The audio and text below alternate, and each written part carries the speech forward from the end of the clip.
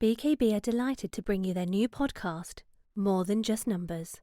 Join Ali and Luke, along with guest speakers, whose aim is to help you navigate through your business journey. Business is more than just numbers, and at BKB, the team provide financial direction and leadership, so each episode will cover a different topic that will help you and your business grow. We hope you find this episode of value. Okay, well, welcome everybody to our live podcast, Electric Cars, All You Need to Know. So just a few housekeeping rules to start with. Obviously, you are being recorded. And if you do have any questions throughout the chat, please feel free to pop them into the chat box. If you don't want anyone to see your messages, then if you can private message Caroline Weaver, Caroline then can open up the questions at the end of the podcast. So a little bit about us. Alistair and I have been working together within BKB now, coming up to probably almost 15 years. We're fully qualified chartered certified accountants. Some of you know one of us or both of us, and we are also chartered tax advisors. Our BKB, our firm, is based down mainly in Coy Pond Pool, but we do have another office over in Charminster and another office as well over in Wimborne. And we're a team now of about 30 accountants, bookkeepers and payroll people that are all there to help you and guide you through anything that you want to know about accountancy and tax. So today, what we're going to do is we're going to look at electric cars. And, well, why? Why do we want to talk about electric cars? They have very much become a very hot topic recently, and there's some very big reasons why they have been. So first one is the environmental factors. Back in December 2020, Boris Johnson stood up and announced that by 2030, the UK will commit to reducing its CO2 emissions by 68%. So he's got a lot to live up to, and time is obviously fast forwarding very quickly at the moment with everything that's been going on in the world. So that target of 2030 is very big. So what he's done is he's brought in some very big tax breaks for electric cars. So this is one way that they're trying to reduce the CO2 emissions with electric cars. And ultimately then that leads to cars now where arguably, and Andrew will talk about this more than I will, but arguably where company cars haven't been so attractive, with these new tax breaks coming in for electric cars, they now are more attractive than ever before. So then there's therefore is benefits to companies and directors. So what we have for tax purposes, we have four main types of vehicles. The first vehicle we have is petrol and diesel, and we're just generically grouping petrol and diesel as one type of vehicle. So we look at the tax for those types of vehicles. The second type of vehicle we have is what we would call in the tax world commercial vehicles, which everyone around will know as vans. So ultimately vans being the generic term, we do have some grey areas in that.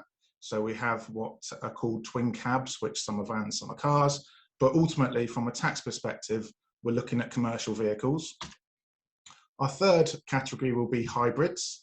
So hybrids sit in its own little niche category as well. And then finally, the one we're focusing on today is electric. And just to make sure, one little myth we have and one little problem we have to sort of get on top of quite early on is when we're going to talk about electric today for tax purposes, the one key thing that people get wrong is it does have to be a brand new electric car for tax purposes. It cannot be secondhand. So everything from here on inwards is going to assume that we're talking about a brand new electric car. So when we've now identified our four categories of vehicles, we now need to look at what taxes those four categories are affected by. So the taxes that we look at as accountants and tax advisors in order to make sure that we have the most tax efficient vehicle going through the business, the first one we look at is the capital allowances we can claim for the business on the vehicle that is owned by the business. So of all those four categories, the capital allowances treatment is very different. Likewise, the benefit in kind. So if we have a company car, the driver of that car will get a benefit in kind. And again, whichever one of those four categories we go into as a vehicle, the benefit in kind will be different. And then the final category is whether we have a company car or not, that then might invoke some personal taxes by way of dividend tax on the director. And ultimately, it's the combination of whichever choice of vehicle we go into, combined with which outflow of these three taxes hits us as to which makes one more efficient than the other. And that's what we as accountants look at. That's what the tax breaks are all about in terms of electric cars. and ultimately that's where we go on to. So Ali, you're going to have a quick chat about the different taxes? Thank you, Luke. Yes. So the capital allowances then. So capital allowances allows assets to be treated very differently to how you would normally treat revenue expenditure, which revenue expenditure is normal expenditure that you incur in the course of running your business. Capital allowances relates primarily to assets that you purchase as a business. They sit on your balance sheet in the fixed asset column. They don't come off your accounting profit. So they sit there in the balance sheet. And the government used the capital allowances regime to influence the buying potential, the buying thought process of company owners, so that they can use the capital allowances for things exactly like what we're seeing now with electric cars.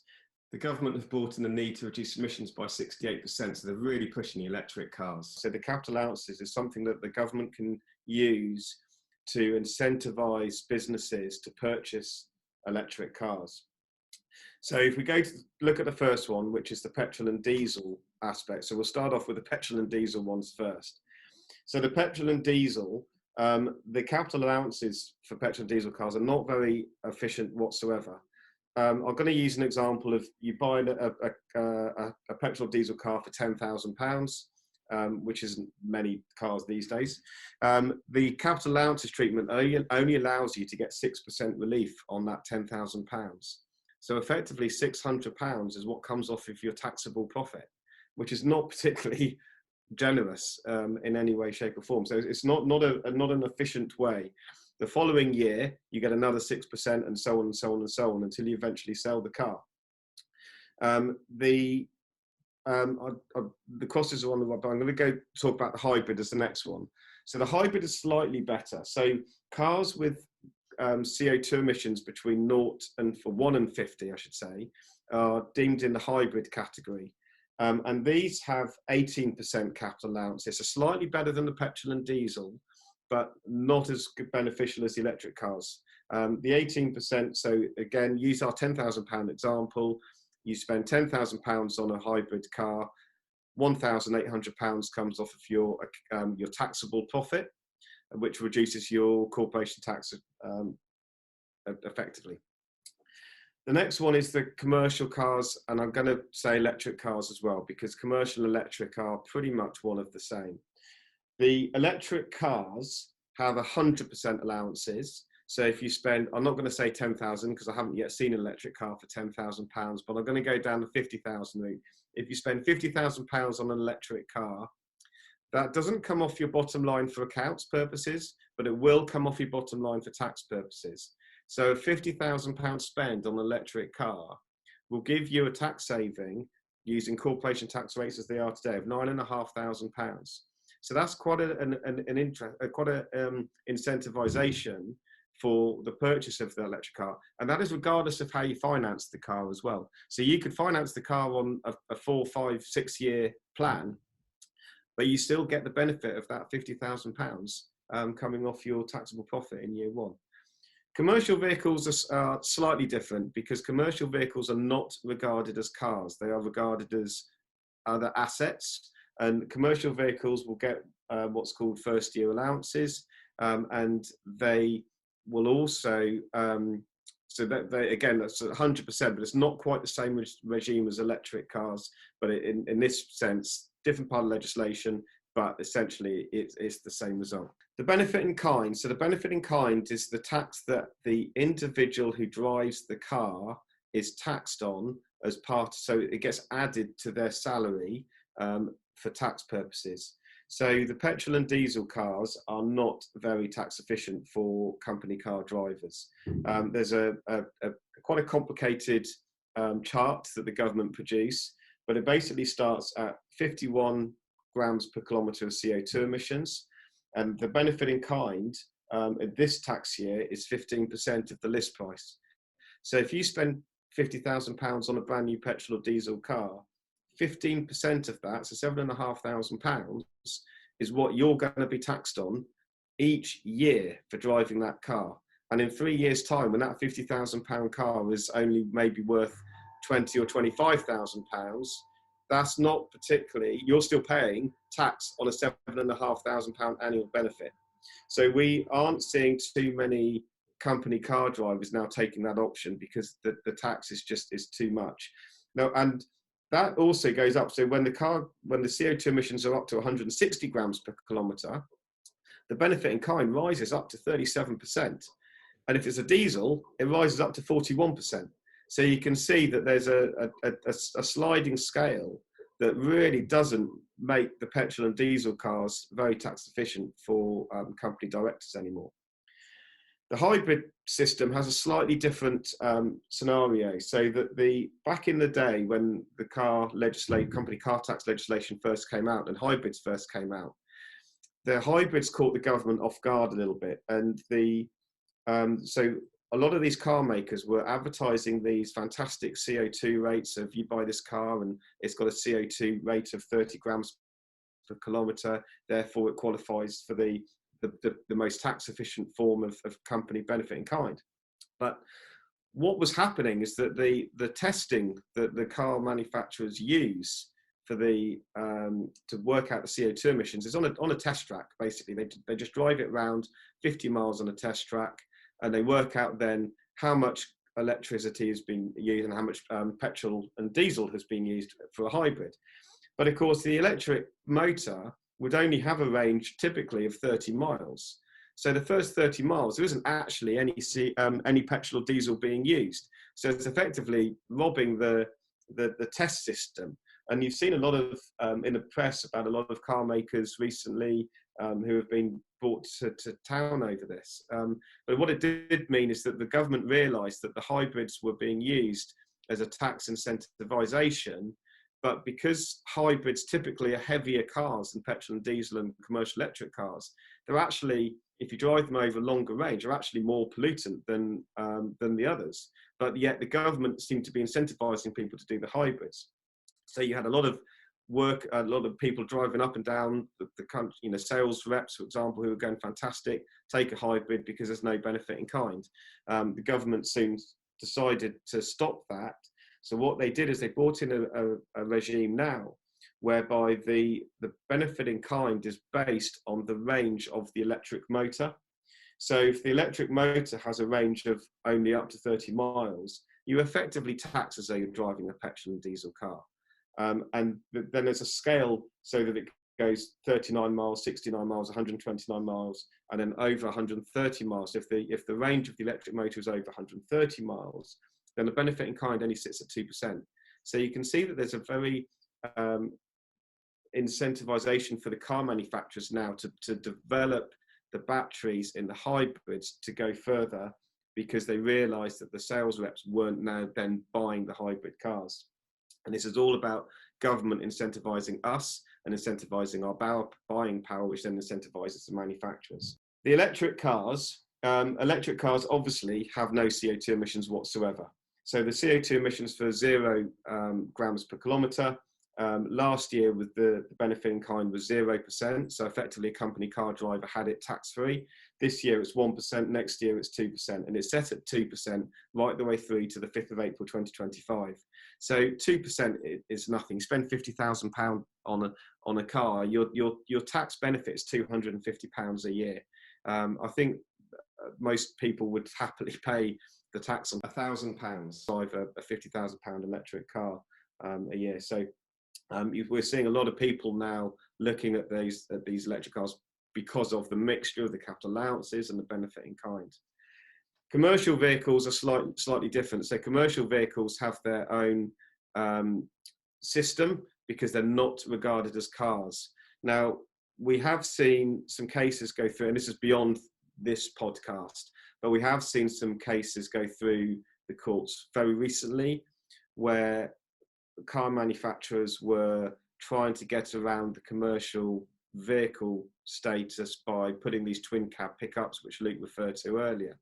And twin cab pickups are generally there's 4/5 seats. Not that I would particularly want to sit in the back of a twin cab pickup because of the leg room, but they are essentially, if you've got a family, you can put your family in the twin cab pickup, but they're still regarded as a commercial vehicle. And so again, the government changed the rules on commercial vehicles. So they brought in some, probably 10, 15 years ago now, brought in some legislation to just tax commercial vehicles on benefit in kind, where they used more than the odd occasion. And they brought out some examples of what they regard as the odd occasion, and the revenue would allow you the odd trip to Tesco's on your way back from work, or the odd trip to a newsagent. They wouldn't regard it as going on holiday. So they brought in a flat scale. So it's regardless of what the CO2 emissions are of the commercial vehicle, they brought in a flat benefit in kind, which is 3,500 this year, and that is your benefit, and that's what you're taxed on. There's also a fuel benefit as well. So they are getting their head around the commercial vehicles, and it's a constant game between the commercial vehicle makers and the government, and there's always this ding-dong battle going between them. The personal dividend side. So this one's quite easy to explain. The personal dividends, if you buy a car privately and your sole income comes from your company, you have to draw money out of your company to pay for your car, which by the very virtue of that will trigger a dividend tax. And Luke and I, you're probably bored of Luke and I talking to you about a dividend tax and trying to keep explaining to you when, if you go over into the higher rate bracket, your dividend tax goes up from 7.5% to 32.5%. But essentially, you buying a car in your own name means that you need to fund that in your own name, which means you need to draw money out of your company to fund that. Whereas if you're buying a car in the company, you don't need to do that. So you don't need to then draw that dividend out, which is saving you dividend tax. But the consequence of that is your benefit in kind. But if your benefit in kind is only 1% or 2% next year, then it's a win-win. It really is. So you can see now why so many of our clients are going down the electric route, because it's a win on all three of those counts. So the next bit we just briefly talk about is the running costs. So with a car that you purchase through your company, all of the costs of running that car can be put through the company as well. Insurance, tax, I say fuel, but obviously if you're charging your car, then you don't have any fuel, but you do have electricity, which you do use at home. And the revenue have brought out a rate that you can charge your company. So if you are charging the car at home, they say that you can, and you're using the car, then there's a 4p a mile claim that the revenue have brought in. Because I bought an electric car a few years back, and I actually got to the point of, what do I claim for fuel as a fuel allowance? It's very interesting. I actually phoned the revenue up and they didn't have an answer. A year later, they brought out some guidance on it. So there is a scheme there that you can claim the extra electricity costs of running the charging electric car at home. If you don't run a car through the company and you run it in your own name, then you can claim the old personal mileage claims, 45p a mile up to 10,000, 25p a mile thereafter. These rates have not changed in 25 years. They used to be 40p a mile back in the 90s, but they certainly haven't been updated. And when you consider how much the price of fuel has gone up in that time, the government really have not made it worthwhile looking at. They just haven't looked at this, and it's something that they probably should look at. So leads me on to our guest speaker, Andrew. So Andrew is someone that Luke and I have known for many years now, and we've introduced some of our clients to Andrew when they typically ring Luke and I up to say, thinking of buying a car, what should we do? And the first thing we do is say, speak to Andrew, because his knowledge of cars is second to none, and what he doesn't know about cars really isn't worth knowing. So we've invited Andrew to come and talk to you now, and we're going to ask Andrew some questions, and then hear what his answers are. And Andrew and I spend many a time, and suddenly an hour can disappear where we're just talking about electric cars. We felt now is the time to actually make this public. So Andrew, first question for you. what's your experience of electric cars? Yeah, morning all. Thanks for the invite, guys. Do you know what? That's quite an easy one for me, because if any of you out there are real petrol heads, you might remember Chris Harris on Top Gear. I'm sorry, it was Series 27 in the summer of 2019, test driving the Tesla, and it was all over the screen. That was on a Sunday night. I kid you not, the Monday morning, the phone started to ring. And it was literally at that point as well, Tesla had made a decision to sort of embrace the corporate leasing market and made inroads with all our major partners, so the likes of Lex, etc., Lex Auto Lease and LeasePlan. And it really started from there. But prior to that, it was all talk, all a lot of hot air. There wasn't a lot happening. But yeah, summer 19 it started. And I kid you not, overnight, our inquiry level, for example, Range Rover diesels fell off a cliff, and it went Tesla, Tesla, Tesla, and it's been like that ever since. So yeah, summer 2019, guys, and Tesla were the market leaders, and that's where it all happened. And we haven't stopped since. Was this one that he did around Bolton, where the three of them had to drive? And no, it was before then, buddy. It was the one where he was going around the test track, and he did that launch mode against all the other hot saloons and just blew into the weeds. Yeah, it was summer 19 it was, and I remember it clearly. I think, oh, okay, watch that. Went to work the following day, and oh my God, it started, and it really did start. It was incredible, because we deal with business owners in the main, and most of them phoned in the first 2 or 3 weeks after that show. I saw Chris Harris, I want one of those, how do we do it? And of course, at the time, Tesla hadn't really got their act together, but they did fairly quickly thereafter. So yeah, that's when it started for us. And I must admit, I got invited to a Tesla test track day a couple of years back, and I got the chance to sit in a Tesla car on a runway with launch control on. I kid you not, the blood in my head just literally the G-force just sent it all. I literally just was paralysed. Yeah, I was not ready for that at all. The next time we did it, I clenched all my fists and tensed all my muscles up to keep control. But the power was just you know what? I've done it once, and I'm not rushing to do it again. It was uncomfortable. It really was.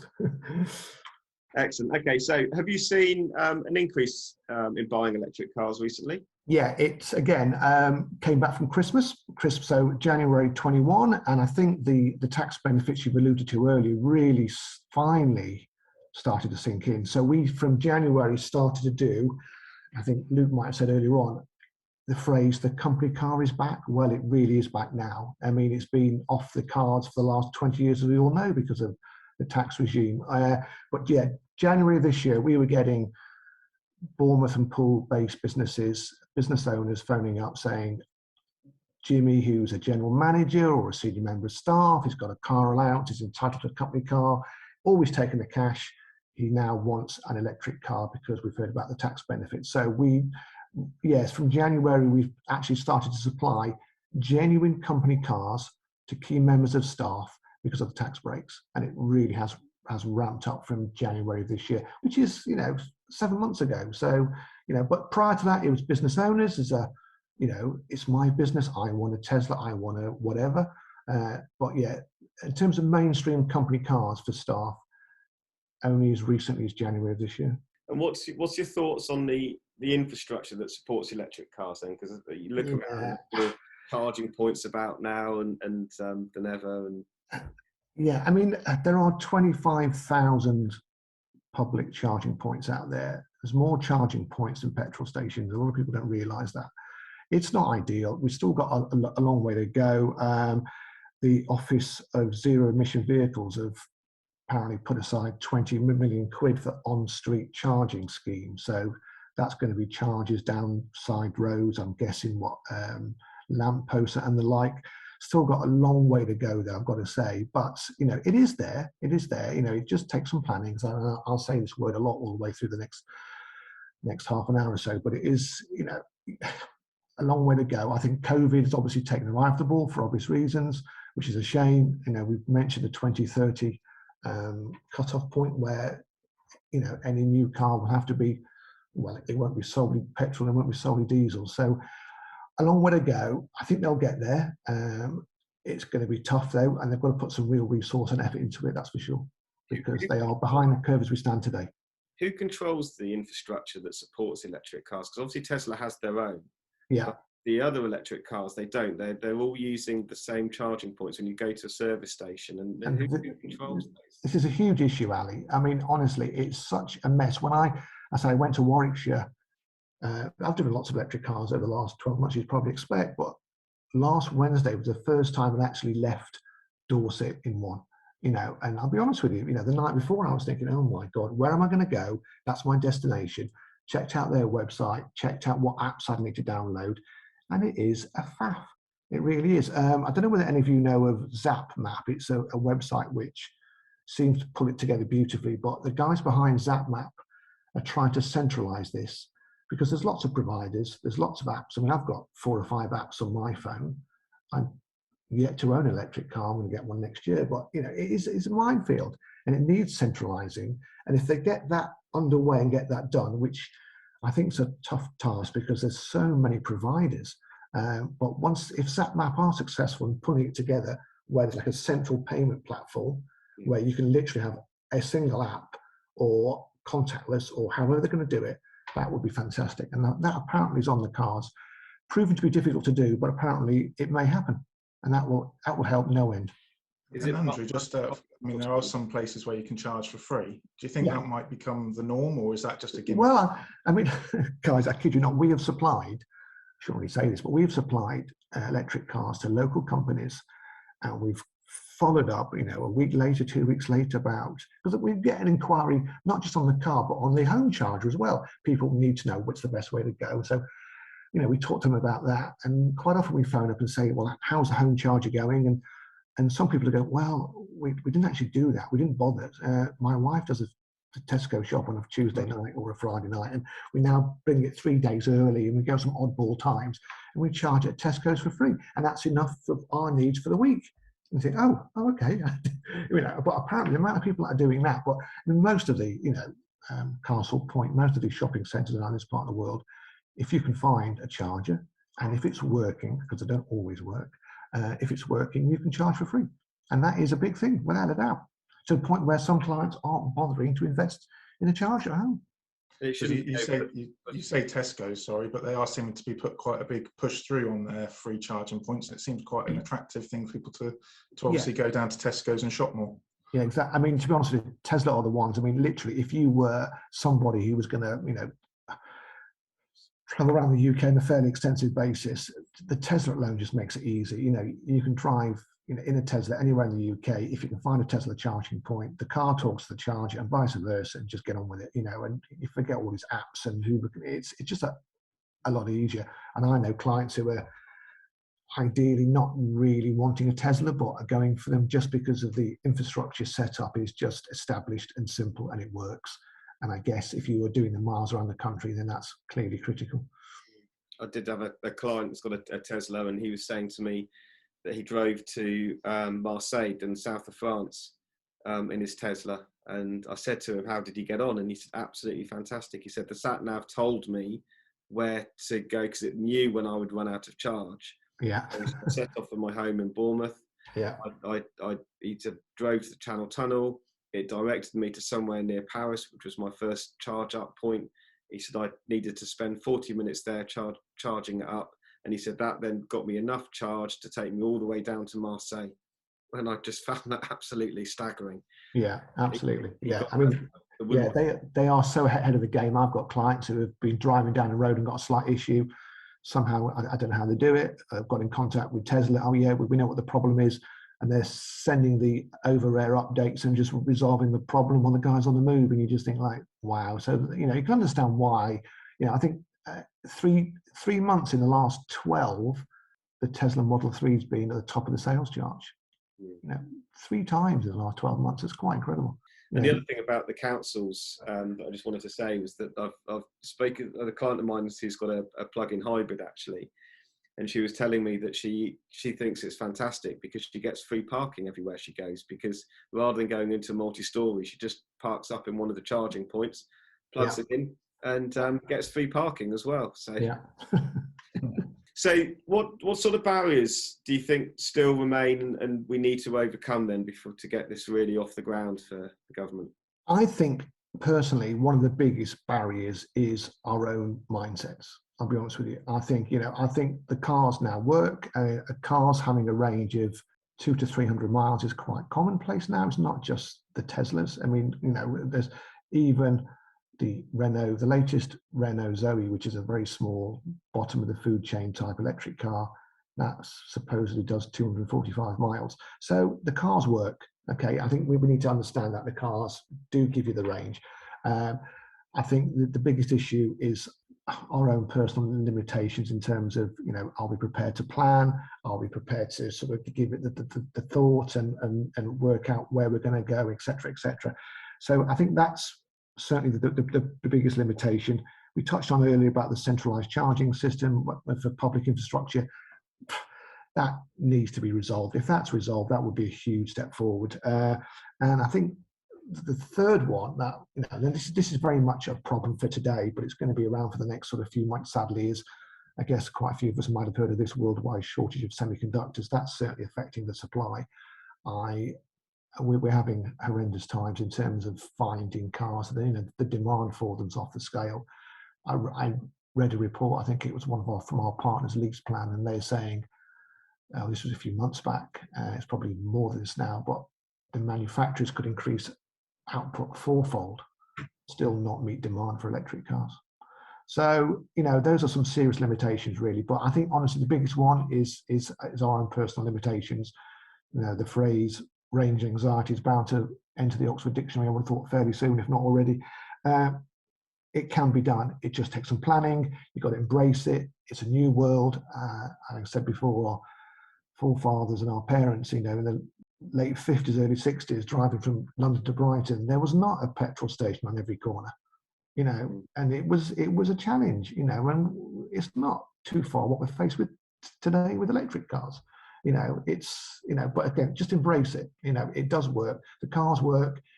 You can make it work. Okay, not everyone can. If you're a sales guy doing 50,000 miles a year and you're under time pressure, yeah, obviously that's going to be tough. Absolutely. But for someone who's got a home charger, and someone like me, I don't have a home charger, but my friends, my family, my business, my clients is all basically Dorset. I could make it work, and I'm sure I'm not the only one. Yeah.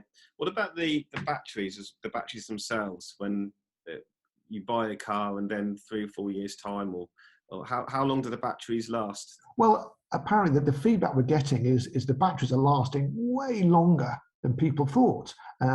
The residual values of electric cars that are 2 and 3 years old, there are some of them now out there that are 2, 3, 4 years old.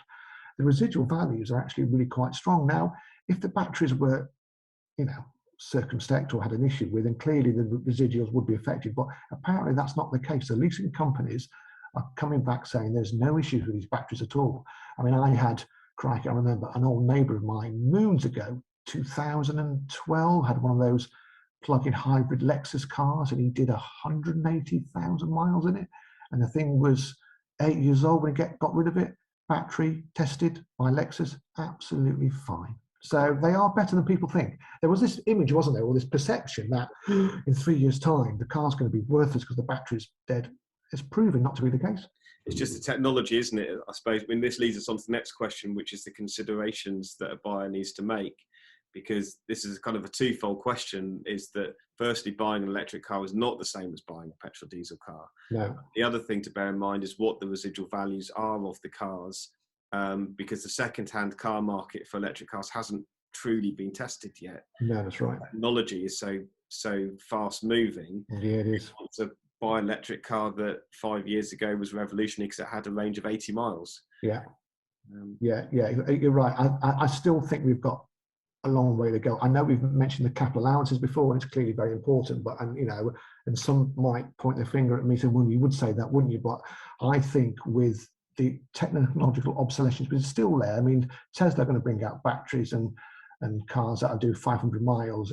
BMW are going to bring out a car next year, and I've been told that it's going to be comfortably over 400 miles, if not close to 500 miles. So they've still got a long way to go, and the batteries this week are going to be better by the batteries next week. I kid you not, because as you said, Ali, the technology is absolutely rampant. So what we're saying to all of our clients at the moment is, look, just rent it, just pass that risk of any potential obsolescence in technology back to the leasing company.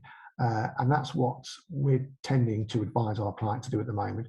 I'm not against buying cars, far, far from it. We fund cars, and a lot of our clients own cars.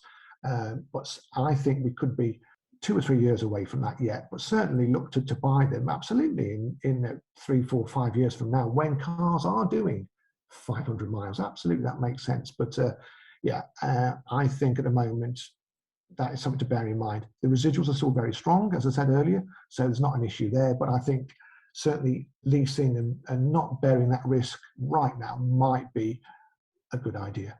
Not forever, it will change. Do you think now's the right time to buy an electric car? Yeah, I think so. I mean, as I said, with ranges of 200 to 300 miles, and these amazing benefit kind tax. I mean, I know you guys obviously spoke of that before, but as a vehicle leasing sort of broker and consultant, we very much look at more the driver's position, the benefit kind tax. And when we've got employees, of our clients paying £5 and £6 a month as a 20% taxpayer for a car, we spend one day a year with LeasePlan, their training consultants, and the top guy there said to us, and I agree with him, said this is the greatest tax giveaway that motorists has ever seen or will probably ever see, and it's fixed, as you said, Luke, till 2025. Now is the time. Just take advantage of it. When you work out that tax savings, you think about it. We were talking about the national insurance, the benefit in kind, but you've got the luxury car tax as well, which that was abolished in April 2020 for electric cars. You've got VED, the vehicle excise duty. You've got the general running costs. The tax breaks are huge. When my car comes back, I'm going to have 100%, because I think they work. You've got to plan it, but I don't see any major obstacles for a lot of people to take one now. It's not ideal for everybody, as we all know. It's just not. But certainly for most people, now is a good time. If anything, just to save the tax money. We've analysed some of the tax savings and tried to quantify it for some clients, and the numbers are breathtaking. And it's fixed till 2025. To do it, I would. What about, you mentioned the running costs. What sort of running costs have we got with an electric car? Well, again, this is very much dependent upon the size of the battery in the car and also the tariff of electricity. I mean, people like ZapMap will talk about £9 being the average cost for 200 miles from a home charger, but some cars like a smaller batteried Nissan Leaf can be £3 and £4 to fully charge it. So it does vary. I mean, again, when you talk about tariffs, I mean, I have one client who is so into this, bless him. He really is into this, and he's got an overnight tariff from one provider, and I think he's paying overnight, a bit like the old Economy 7. I think he's paying like 12p per kilowatt hour, as opposed to market rate of 16, 17p, something like that, 14p. He's worked out it's costing him, and by the way, he's an electrical contractor, so he does this for a living, so he understands it inside out. It's costing him 1.4p a mile because he charges on this overnight tariff. So, again, with a bit of planning and the right mindset, the cost can be pretty good. I mean, motorway charges, you're probably looking about 7, 8 quid, 9 quid for half an hour's worth of charge, 100 miles, clearly a lot more expensive. But then again, hopefully for most people, that's just going to be the top up to get home. As I said earlier, you don't need to sit at a motorway and fully charge the car. Work out how far you've got to go. Are you 40 miles from home? If you've got 20 miles of charge left, well, just put enough in to get home. And then if you've got a home charger, charge it overnight. Do you think there's there's obviously downsides to electric cars, which is, but a lot of the downsides, I guess, are overcomable because it's just changing your mindset and how you drive an electric car. Yeah. What about some of the other downsides of yeah? I mean, without doubt, if you can, it does require some planning. In a few years' time, when there's going to be charging points everywhere, when you pull up to a T-junction or a set of traffic lights, and there's charging infrastructure underneath you in the road, fine. But we're a long way from that. But yeah, I mean, I think the major issue is planning. Things like range anxiety. As I suffered from it last week, and I'm into this. I've got the right mindset, I'd like to think, but I was a little bit concerned. having done the trip from Warwickshire and back 7 days ago, fine, it worked a treat, and I feel a lot more relaxed about it. But yeah, I think the main thing is, say, you've got a plan. Some people find it a faff, and that's going to put a lot of people off. Cost is another issue, perception of cost. But again, when you look at the sort of finance solutions, and we have a thing called whole life cost, and it fits in well with what you guys are talking about in terms of the tax side. So what we're saying is, okay, you lease a Tesla, and let's say it's £400 a month, £500 a month, depending on what model you go for, even more actually. When you factor back in the tax savings, I mean, we have had numerous clients have come on with a budget of 300 or 350 and ended up funding via lease a basic Tesla, because they've analysed it, they've sat down with you guys, worked out what the tax savings are, worked out what we call the whole life cost of all these, the benefit in kind savings, the national insurance class 1A savings, VED, fuel, luxury car tax, all these things, factor them back into the pot, and also what it does for their business, sustainability as well, and all the environmental issues. And dare I say, you won't believe this, their kids saying, Dad, you're no longer driving a Range Rover, you're having a Tesla. You cannot, I mean, and I'm not trying to joke about this, it's a serious, so many clients have said to me, I'd like a Range Rover, my daughter won't let me have one, I'm having a Tesla. I kid you not, honestly, I must have had that conversation, well, I lost count, 10, 15, 20 times. I'm like, really? Yeah, really. You have no idea. My daughter's 16 and it's all my fault, and I'm getting a Tesla next time. And if I get a Range Rover, she's moving out and she's 16. So yeah, it does happen. So but when you factor all into the whole, it's, yeah, there are some downsides, but say for most people, if you live in this part of the world and your business in this part of the world and family and friends aren't too far afield, it can be done.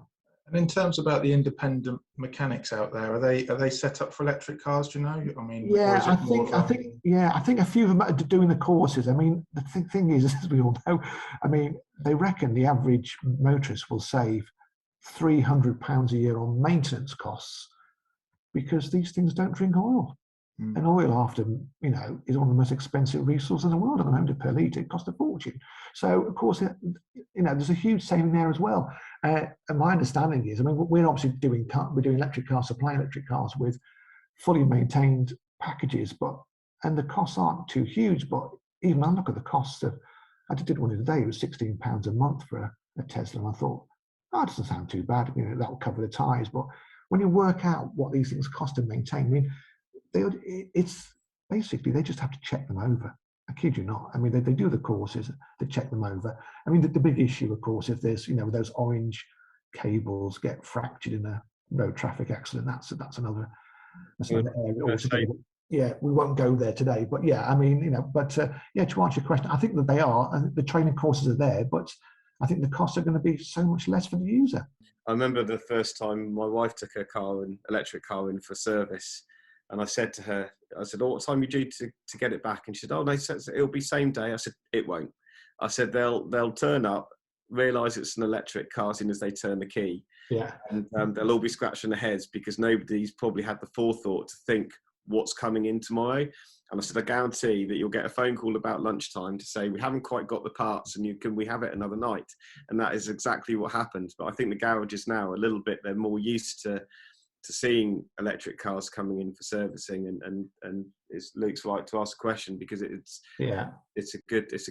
a good point that the servicing is the car that the car manufacturer's servicing department will have all the gear, but the little independents who Luke and I act for, they need to invest a whole load of technology in order to service the electric cars.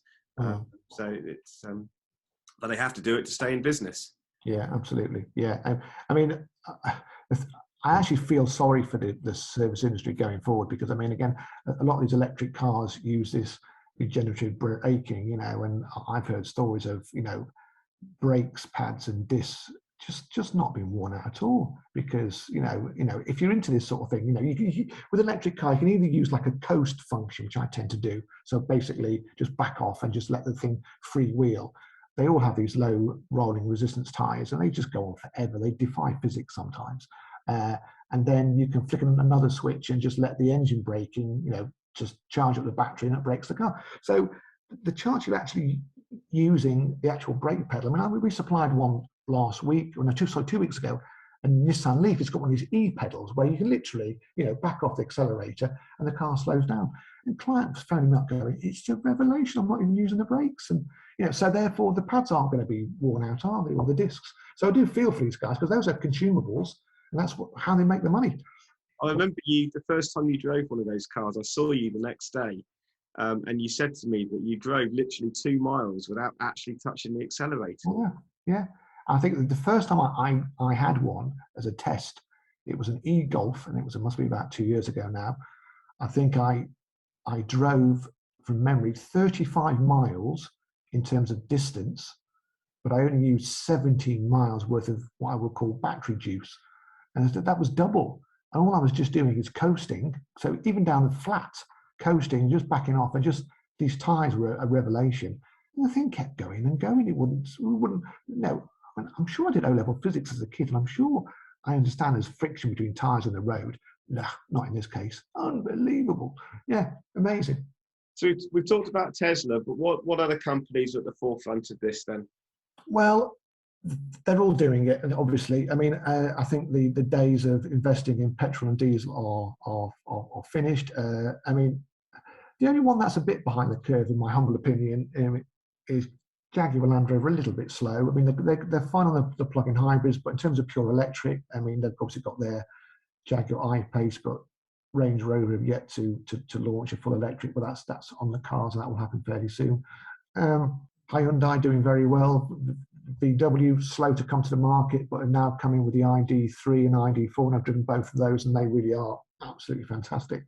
I think everyone's clearly having to sort of bring cars to the marketplace. I can't think of too many that are really behind the curve now, with the exception of Range Rover. But I'm sure they'll be around fairly soon.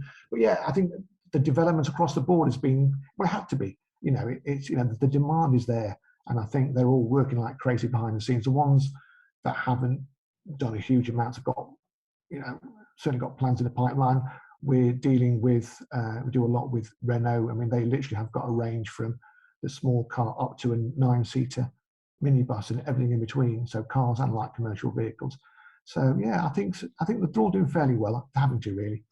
Okay. And obviously you said the T word a lot, Andrew. So the Tesla word, and it's sort of, when you think of electric car, the first car you think of is a Tesla. Yeah. Are they actually the best electric cars out there?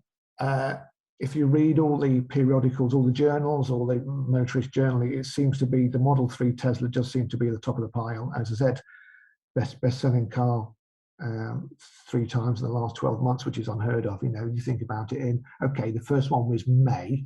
We were in the depth of lockdown, but when you think a Tesla Model 3 outselling the Ford Fiesta, admittedly, I think from memory it's only 850 units, but whereas the Fiesta normally 5,000 units a month. To sell 850 odd last May was quite incredible. They've done it 3 times since, and it would appear to be number 1 across all the magazines and the websites you look at. I think. About Formula E, the technology that they're obviously Formula One is a huge thing for the petrol diesel car market, and Formula E, that's been going for a few years now. It's not had obviously the prominence that Formula One has, but obviously it's set out there to drive the technology in the electric car market. Yeah, it is. Yeah. I've got to be honest, I haven't really followed it that much. I went to see the first one in Battersea, or what was that? 3-4 years ago, something like that. It was. But as you say, it is a test bed, and it's good. Formula E's there. That's what we need. We need the technological, advancements. We need to get these cars where they need to be. I'm very much. I'd like everyone to embrace this. It's important. It's important for the environment. I have a huge issue at the moment with the demonising of diesel. We should be. It's a stopgap. If we can't go into electric, and we can't go into a plug-in hybrid, which is quite controversial, but we should be driving the latest Euro 6 RDE2 diesels, because they've got lower CO2s than petrols. All our clients are piling into petrol. Petrol does nothing for global warming, for CO2. It's a disaster. Use diesel as a stopgap. The latest diesels are very clean in terms of the nitrous oxides. It's disinformation, it's pub talk, and everyone's piling into petrol. I find it odd that I talked on the benefit in kinds earlier, and you get this 4% supplement for diesel cars, and yet most people you talk to in the car, well, everyone you talk to in the car industry finds it very absurd that you get penalised as a director for driving diesel cars because of the historic bad people didn't like them because they knew they were bad for the environment, but they like you say, they've cleaned up so much. But 4% supplement just seems crazy. It's just crazy. I mean, the old diesels, 2010, 2012, but yeah, absolutely, get them off the road, 100%, horrendous things.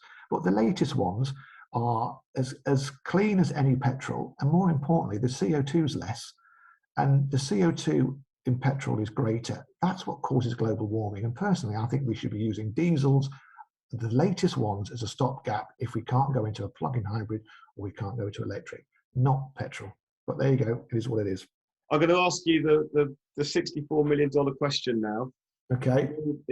So do you think we'll reach the 2030 deadline? It's a difficult one, isn't it? Okay. I mean, they've set their stall out. They are committed to this. It's going to be one hell of a U-turn if they don't. Sadly, all the car manufacturers clearly are saying, hang on a minute, guys, this is a step too far. Can we just calm down a bit? I think they're finding it very difficult.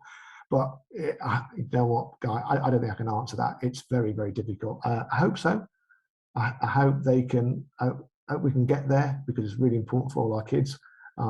Very much into this, but I'm not convinced they will. When you hear what the manufacturers are saying in terms of their sort of slightly pushing back on this, perhaps it's a step too far. But we've come a long way in the last 18 months in electric cars. All those new models have come out. As I said, 200 to 300 mile range is quite commonplace nowadays. So who knows? Let's hope so, hey?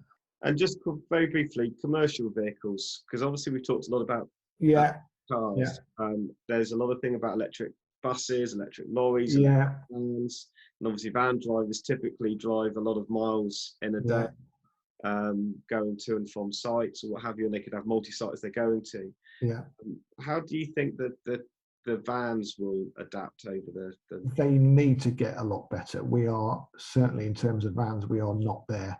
I mean, I'm talking to a client at the moment about a number of electric transporters. These things do 60 to 70 miles. I kid you not. There are vans out there that they can do 120 miles, but that's empty. You just put some stuff in them. That's what vans do. They move stuff. You're talking a range of 90, 80, 70 miles. And that's in the summer. When it gets cold in the winter, it's going to be even less than that. So sadly, I think vans, a long way to go. I went to the commercial vehicle show the year before lockdown, so 2019, and the show was stuffed full of electric vans. You thought, oh, here we go. Clearly, overnight we've flipped a switch, and literally every van on show was electric. But the actual ranges they're just not there. As I said, these electric transporters, I kid you not, they're £41,000 plus VAT, and you've got a range of 60 or 70. The Mercedes version does 80 or 90. I suppose if you're a tradesman and all your jobs are local, that works fine. Yeah, but you'd have to have a charging point, Ali. If you've got a depot here, wherever here happens to be, and all your clients are in that town, and you've got a charging point back at the depot, fine, absolutely. Some of the finance deals on some of these cars and vans are breathtakingly low because they just aren't shifting, because the SME market's looking at these £40,000 vans going, sorry, it'll go how far? Well, that's not going to work. So clearly the manufacturers have been incentivized to get some out there. So some of the deals, there is one particular deal which I won't bore you with now, is unbelievable, for what's a very expensive van, because they're just not selling, because the range isn't really workable in a commercial environment today. It's quite interesting though, isn't it? Because you think the couriers, there's more couriers on the road than there's ever been. Absolutely. Perfect, wouldn't it? And we have couriers that we act for, and some of the rounds, they take them off, they pick up their parcels in the morning in Poole, and they're going off to far-flung parts of Dorset or Wiltshire or Hampshire, these parcels, and it's just not possible electric car. No. And yet all the home buying and the online market, the online buying is all it's just gone crazy over the pandemic, and probably will stay that way now. But it's the actual getting the parcels, the CO2s of getting these parcels from Amazon to your home at the moment are still quite backward. Yeah, absolutely. Yeah, it's a shame. I mean, hopefully there will be some development over the next sort of 12 months in the LCV market. They've just got to. I mean, they can do it with cars of 200 to 300 miles. You know, it's just, I'm sure they'll get there. But right now, yeah, I'll be honest with you, how many electric vans have we done that we've been able to recommend? It's quite an easy answer, that, guys. We haven't done any. Yeah. Because I just can't, you know, at 60, 70 miles, it's, you know, it's just sadly not workable right now. Caroline, is there any questions that have come in from the in the chat at all? No questions. Does that mean we've answered everything? Brilliant. Well, if there's no questions, quickly, if anyone's got any questions, I'll give you 5 seconds. Otherwise, we will call it a day. And thank you very much. Thank you. Thank you very much. Thank you, Andrew. It's been a pleasure. My pleasure. Yeah, thank you, Andrew.